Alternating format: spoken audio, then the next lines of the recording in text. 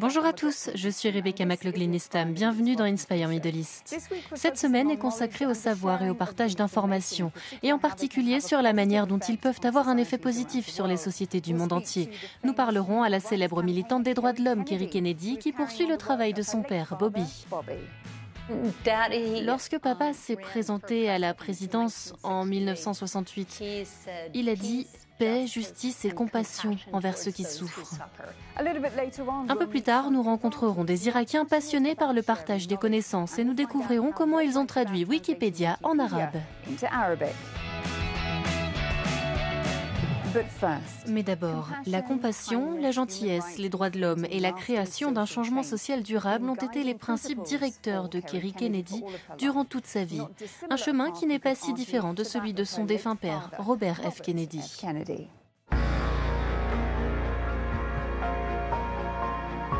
Depuis 1981, l'activiste et avocate Kerry Kennedy perpétue le rêve de son père d'un monde plus juste et pacifique. Que cela vous plaise ou non, nous vivons une époque intéressante. Ce sont des temps de danger et d'incertitude. Et chacun ici sera jugé et se jugera lui-même sur l'effort qu'il aura fourni. Comme son frère, le président John F. Kennedy, tué en 1963, Bobby Kennedy a été assassiné en 1968 alors qu'il était candidat à la présidence.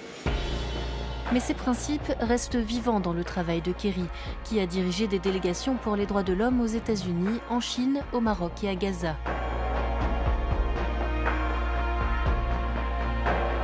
À ce jour, la fondation de Kerry a contribué à l'éducation de millions d'étudiants dans le domaine des droits de l'homme. La sexagénaire entend aussi accompagner la prochaine génération de militants et de dirigeants. Elle travaille également sans relâche pour amplifier la voix des journalistes qui exposent des vérités et qui font la différence dans le monde d'aujourd'hui. Nous avons rencontré Kerry Kennedy lors de son récent voyage à Abu Dhabi. Kerry, ravie de vous rencontrer. Merci d'être sur Euronews. Je suis heureuse d'être avec vous. Permettez-moi de commencer par vous interroger sur les médias, car vous dites que jamais auparavant dans l'histoire ils n'ont été autant critiqués. Et évidemment, le président Trump est un fervent critique des médias. Qu'est-ce que cela signifie pour la démocratie? Où allons-nous? Eh bien, vous savez, le président Trump a dit que les médias sont l'ennemi. Il a ciblé les journalistes. Il a jeté les journalistes hors de la Maison-Blanche parce qu'il n'aimait pas les questions qu'ils posaient. En tant que journaliste, vous savez combien le journalisme est important pour éliminer la corruption et surtout pour protéger notre démocratie. Selon vous, qu'est-ce que votre défunt père penserait de l'état de la politique américaine et qui aimerait-il voir à la Maison-Blanche? Vous savez, quand papa s'est présenté aux élections présidentielles de 1968, il a dit « paix, justice et compassion envers ceux qui souffrent ». Je pense que c'est ce à quoi notre pays aspire aujourd'hui. Je pense que les gens veulent un leadership dans lequel ils croient et ils veulent un avenir où leurs enfants feront mieux qu'eux.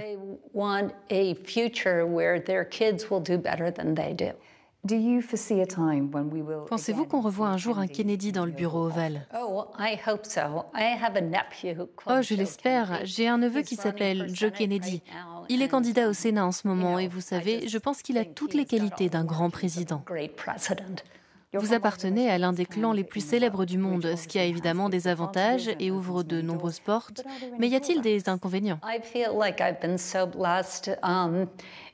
Je me dis que j'ai eu de la chance d'avoir cette famille, d'avoir un père dont j'étais si proche. J'avais 8 ans quand il est mort et que j'admirais tant. Mon oncle Jack aussi et tant d'autres personnes dans ma famille. Eunice Shriver qui a lancé les Special Olympics et ma mère qui a eu 10 enfants. Elle était enceinte de son 11e quand elle a vu son mari se faire tuer. Et elle nous a donc élevés comme une mère célibataire. Et je me sens tellement bénie d'être dans cette famille. Je pense que dans notre famille, il y a un système de valeurs fondamentales que nous tenons tous ensemble. Nous avons cet incroyable sentiment d'amour et d'engagement les uns envers les autres.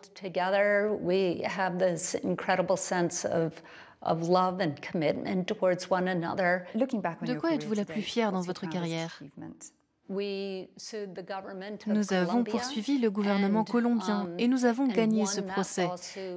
C'était la première fois dans l'histoire de l'Amérique latine qu'un gouvernement avait été tenu responsable de l'assassinat d'un journaliste, Nelson Carvajal.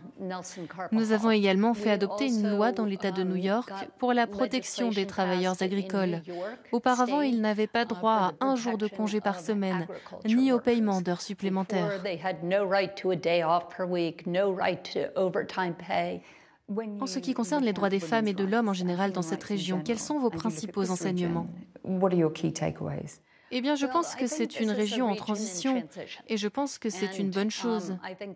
Martin Luther King a dit « L'histoire se plie à la justice ». Et c'est certainement la tendance au Moyen-Orient. Je pense que la première chose que doivent faire les gouvernements, c'est d'examiner les lois. Ils doivent ratifier les conventions de l'OIT qui protègent les femmes au travail. Ils doivent appliquer les lois sur l'équité salariale et le principe « à travail égal, salaire égal ».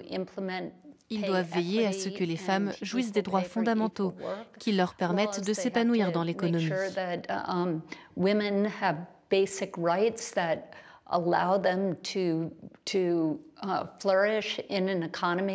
Parlez-moi de votre sens inné de l'équité et de la justice. Vous avez eu une sorte de révélation quand vous aviez à peine 5 ans et que vous appreniez à faire vos lacets de chaussures, n'est-ce pas? Mon père était procureur général à l'apogée du mouvement des droits civiques.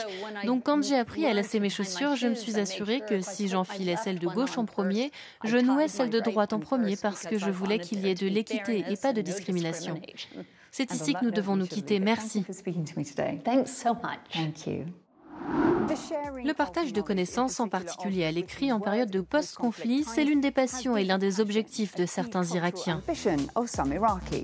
Rosie Liz Thompson a exploré la scène littéraire du pays. Elle a découvert pourquoi les textes de l'anglais vers l'arabe se traduisent si bien. Lorsque l'organisation État islamique a envahi Mossoul en 2014, de nombreuses vies humaines ont été perdues, mais également de nombreux savoirs. Des pages de Wikipédia ont donc été secrètement téléchargées et partagées, mais ces fichiers étaient en anglais et non en arabe, ce qui les rendait accessibles à un petit nombre de personnes seulement. Bien que l'arabe soit la 4e langue la plus parlée par les internautes, moins de 1% du contenu en ligne est publié dans cette langue. Ainsi, lorsque la ville irakienne a été libérée en 2017, une équipe d'étudiants de l'université de Mossoul s'est donnée pour mission de changer les choses en traduisant des pages Wikipédia et des textes universitaires de l'anglais vers l'arabe.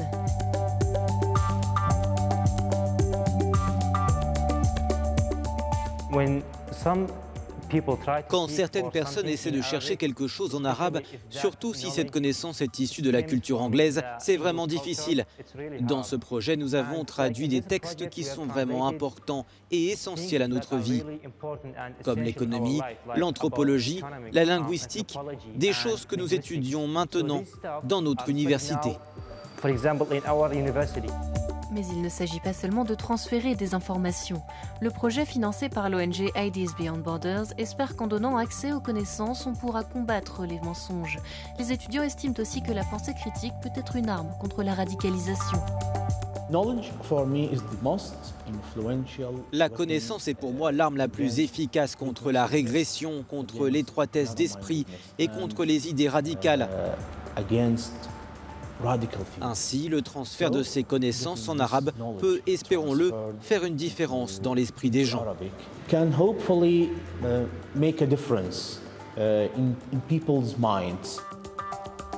À ce jour, l'organisation a traduit 11 000 articles scientifiques et ajouté plus de 10 millions de mots au Wikipédia arabe. Mais pour les étudiants, il faut également traduire des contenus de l'arabe vers l'anglais. C'est ce que fait la maison d'édition Al-Saki Books depuis le début des années 80. Après avoir fui Beyrouth pendant la guerre civile, Salwa Gaspar a créé la première librairie arabe de Notting Hill à Londres en 1978. Et au fil des ans, elle a vu la demande augmenter. Le monde arabe est presque inconnu. Tout ce que les gens en savaient, c'était les découvertes de l'Égypte, l'orientalisme, etc. Et après le 11 septembre, les terroristes. Donc on ne connaissait pas les vrais gens, les vrais problèmes du monde arabe.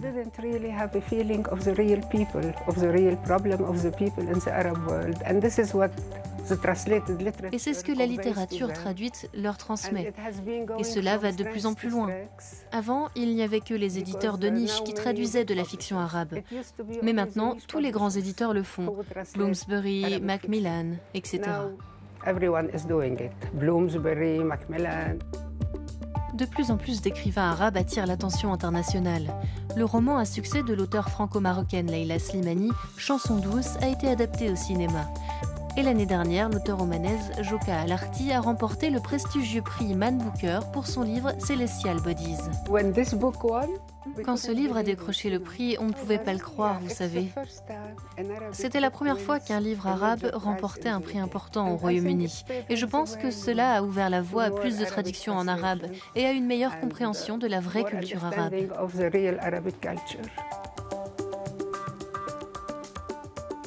De Londres à Mossoul, la traduction semble être la clé pour ouvrir les portes du monde et relier les connaissances et les cultures. C'est la fin de notre émission cette semaine. Nous espérons qu'elle vous a plu et nous vous invitons à revoir tous nos épisodes sur euronews.com. Avant de nous quitter, voici les posts Instagram qui ont retenu notre attention cette semaine. Mais pour l'instant, prenez soin de vous, restez en sécurité et restez chez vous. À la prochaine. La journaliste soudanaise Yousra affirme que le journalisme apporte une lumière sur l'inconnu. Et Wafa de Tunisie qui étudie l'anglais afin de pouvoir accéder à des informations provenant du monde entier.